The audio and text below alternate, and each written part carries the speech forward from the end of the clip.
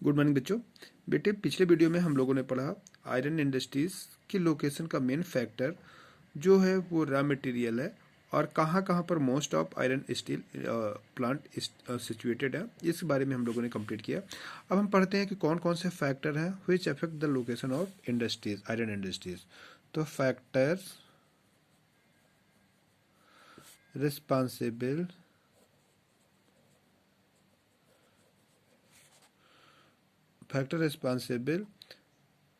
location of industry, location of iron industries, iron industries के लिए कौन कौन से फैक्टर रिस्पॉन्सिबल होते हैं। तो पहले सबसे पहले बेटा रेगुलर सप्लाई ऑफ इलेक्ट्रिसिटी, पहला इंपॉर्टेंट फैक्टर है रेगुलर सप्लाई ऑफ इलेक्ट्रिसिटी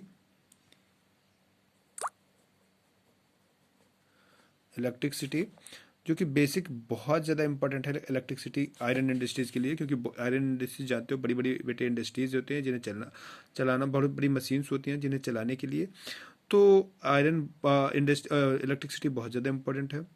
दूसरा इंपॉर्टेंट चीज़ बेटे वाटर सप्लाई, क्योंकि आयरन इंडस्ट्रीज़ की जो मशीन्स होती हैं उनको कूल करने के लिए water supply should be water supply. इसके बाद बच्चों स्किल्ड लेबर, क्या इंपॉर्टेंट चीज़ है स्किल्ड लेबर, ये तो कॉमन फैक्टर है स्किल्ड लेबर जो कि सब में है स्किल्ड लेबर। इसके बाद बच्चों banking, finance and insurance facilities, banking insurance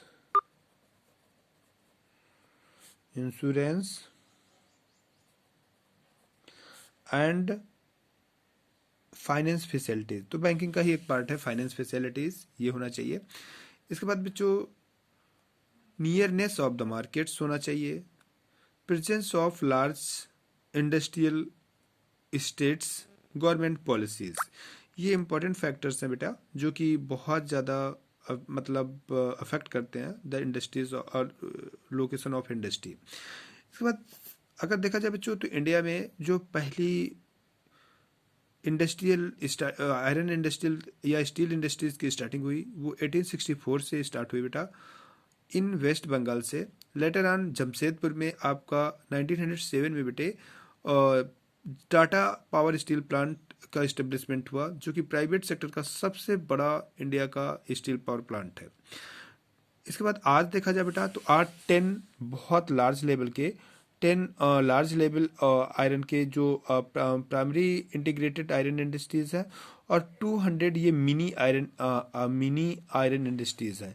ये 10 बेटे लार्ज पावर प्लांट है आयरन इंडस्ट्रीज है, आयरन इंडस्ट्रीज।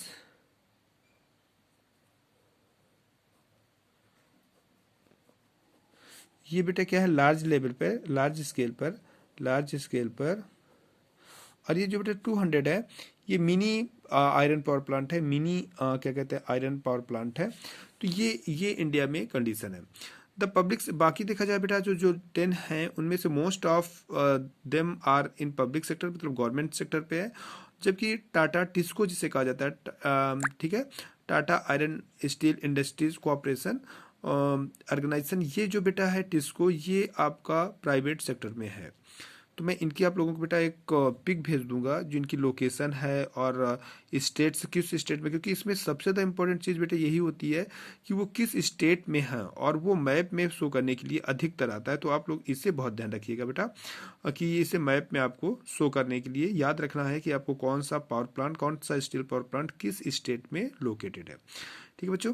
इसके बाद फिर हम लोग देखते हैं तो 1950 से देखा जाए तो चाइना एंड इंडिया का प्रोडक्शन लगभग इक्वल था। 1950 में लगभग 1947 में इंडिया आज़ाद होता है, 1947 में इंडिया आज़ाद होता है और 1948 के अप्रॉक्स में चाइना का रिवॉल्ट होता है, कम्युनिस्ट रिवॉल्ट, और चाइना भी एक तरीके से फ्रीडम गेन करता है। तो दोनों का अप्रॉक्स दोनों का प्रोडक्शन सिमिलर था, लेकिन आज देखा जाए बेटा तो आज 2004 या 2005 की कंडीशन में देखें तो चाइना इंडिया से बहुत आगे निकल चुका है in the production of the iron. Iron के प्रोडक्शन में। लेकिन आज भी बेटे हम बात बता दें, आज भी बेटे इंडिया में दुनिया में सब लार्जेस्ट एक्सपोर्टर आपका बेटे इंडिया है, ठीक है। Largest exporter of the iron material का जो एक्सपोर्टर है वो बेटा इंडिया ही है, क्योंकि इंडिया बेटे अधिकतर अपना मिनरल्स एक्सपोर्ट कर देता है, क्योंकि इंडिया में बेटे लैक ऑफ इंडस्ट्रियलाइजेशन है, ठीक है। लैक ऑफ इंडस्ट्रियलाइजेशन की वजह से इंडिया अधिकतर अपना जो आयरन का वो होता है बेटा उसे वो एक्सपोर्ट कर देता है, ठीक है।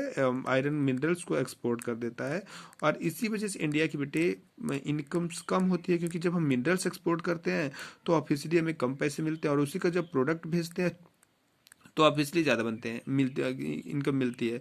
और इसके बाद सबसे ज़्यादा इंपॉर्टेंट चीज़, जब हम बेटा प्रोडक्ट भेजते हैं तो फिर सबको जॉब मिलता है, क्योंकि प्रोडक्शन होता है, इंजीनियर को भी जॉब मिलता है, लेबर्स को भी जॉब मिलता है, तो एक तरीके से एम्प्लॉयमेंट भी मैन्युफैक्चरिंग प्रोसेस में मिलता है। ये मैं पहले ही आपको बता चुका हूँ, ठीक है।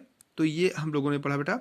अब हम लोगों को जो पढ़ना है वो पढ़ना है कि कौन कौन सी प्रॉब्लम्स हैं जो आयरन इंडस्ट्रीज फेस करता है। तो वो तो जानते हो बेटा, कॉमन है, इरिटेटिंग इलेक्ट्रिक सप्लाई है, ट्रांसपोर्टेशन की प्रॉब्लम है, स्किल लेबर की कमी है, ये कॉमन है, ये आप लगभग लिख सकते हैं, ये मुझे पढ़ाने की ज़रूरत नहीं है, ठीक है बच्चों। तो अब हम लोगों ने जो पढ़ा वो पढ़ा कि इंडिया और चाइना का भी हम कंपैरिजन देख लेते हैं बेटा, कि 1999 में चाइना 130 मेट्रिक टन का प्रोडक्शन करता था, जबकि बेटे भारत की पोजीशन 25 थी। फिर 2000 में चाइना 141 में पहुंच गया, इंडिया 26 पे ही रह गया। और 2004 में देखें तो इंडिया मतलब चाइना का प्रोडक्शन 270 है, जबकि इंडिया 32.8 लाख मिलियन टन पे ही रह गया, जबकि China 270 lakh million tonne across कर गया। तो इस तरीके से हम देखते हैं कि चाइना बहुत तेजी से ग्रो किया, जबकि 1949 के अप्रॉक्स में देखते हैं तो इंडिया के पास लगभग इंडिया 1 मिलियन टन का प्रोडक्शन करता था, जबकि चाइना लगभग 65 मिलियन टन का प्रोडक्शन करता था, ठीक है बच्चों। तो ये कुछ बेसिक है। अब इस तरीके से आयरन इंडस्ट्रीज है, मैं आपको बार बार बता रहा हूँ कि आयरन इंडस्ट्रीज में एक नंबर का क्वेश्चन अधिकतर आता है कि ये हैवी इंडस्ट्रीज का एग्जांपल है, डायनेमिक इंडस्ट्रीज आयरन इंडस्ट्री कहा जाता है, बेसिक इंडस्ट्रीज कहा जाता है। और सबसे ज़्यादा इंपॉर्टेंट चीज़ कि आयरन पावर प्लांट जिनका मैंने नाम बताया वो कहाँ पर लोकेटेड है, एक बार मैं फिर रिवाइज कर दे रहा हूँ कि कौन कहाँ लोकेटेड है, ये चीज़ को आप लोग बहुत अच्छे से याद रखना। तो टाटा आयरन स्टील कंपनी, आपको मैं बार बार ये रिमाइंड करा रहा हूँ कि टाटा आयरन इंडस्ट्रीज एक ऐसी इंडस्ट्रीज है जो प्राइवेट सेक्टर पे है, प्राइवेट सेक्टर। बाकी जब सारे आयरन पावर प्लांट जो है ये बेटे गवर्नमेंट सेक्टर में है, लेकिन Tata iron industries private sector पे है। ये जमशेदपुर में है, जो कि झारखंड में है, प्राइवेट सेक्टर की है। फिर इंडियन आयरन स्टील कंपनी, इसको अगर देखा जाए बेटा तो ये बर्नपुर में है, वेस्ट बंगाल, बर्नपुर वेस्ट बंगाल में पड़ता है, पब्लिक सेक्टर पे है। इसके बाद बेटा भिलाई स्टील पावर प्लांट के बारे में मैंने बताया, तो भिलाई आपका बेटे छत्तीसगढ़ पे है, ये भी पब्लिक सेक्टर में नहीं गवर्नमेंट सेक्टर में है। और बार बार मैं आपको बता रहा हूँ कि भिलाई बेटे छत्तीसगढ़ में है, और इसका एस्टेब्लिशमेंट रशियन कोलैबोरेशन से हुआ है। ये भी कभी कभी पूछता है कि किसके कोलैबोरेशन से हुआ है, तो रशियन कोलैबोरेशन से हुआ है। विश्वसराय आयरन स्टील बेटे ये भद्रावती पे है, कर्नाटका पे, मैंने अभी बताया। ये मैप में आप शो करेंगे, मैं इसका भी पिक भेज दूंगा बेटा। इसके बाद राउरकेला पावर प्लांट, ये राउरकेला उड़ीसा पे है, पब्लिक सेक्टर पे ये भी है। इसके बाद दुर्गापुर, ये भी बेटे दुर्गापुर वेस्ट बंगाल पे है, Durgapur power plant steel plant, ये भी बेटे सॉरी स्टील प्लांट, जहाँ मैं बेटा पावर प्लांट बोल रहा हूँ गलती से है, वो स्टील प्लांट है, ये वेस्ट बंगाल में है, दुर्गापुर वेस्ट बंगाल में है। बोकारो स्टील प्लांट बेटे ये आपका बोकारो यानी झारखंड में है, ये भी पब्लिक सेक्टर में है। सालेम एंड स्टील प्लांट बेटे ये सालेम तमिलनाडु में है, पब्लिक सेक्टर में ये भी। और इसके बाद विशाखापट्टनम स्टील प्लांट, विशाखापट्टनम ये आंध्र प्रदेश में है, पब्लिक सेक्टर पे है।